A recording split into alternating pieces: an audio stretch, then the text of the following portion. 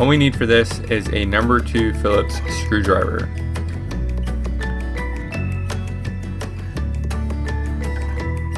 We are going to take out each screw on the sides to lay the top fascia down to make the keypad more accessible.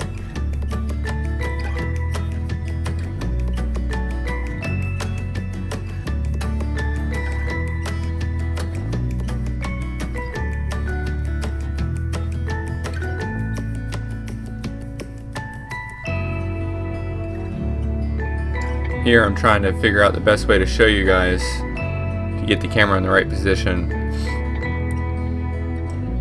You're going to turn the machine off, and then we're going to look for the number 1 switch and flick that up.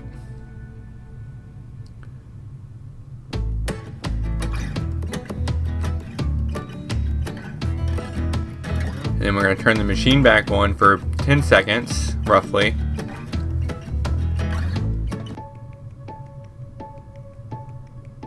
And then we're going to power it back down.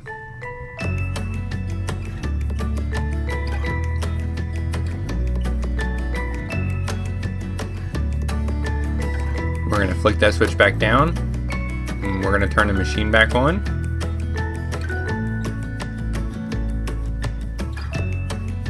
Now, I have an extra keypad with me for this project, just in case this doesn't work, which actually it did not work. The keypad was bad and I had to send it out for repair.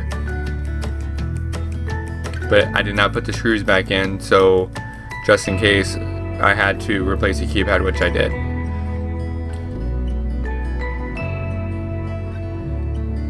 So right now I'm waiting for the ATM to boot up to see if that error code pops up, and it did, the 97999. But this is how you reset the keypad. Unfortunately, I was unsuccessful in doing this, but the procedure was correct.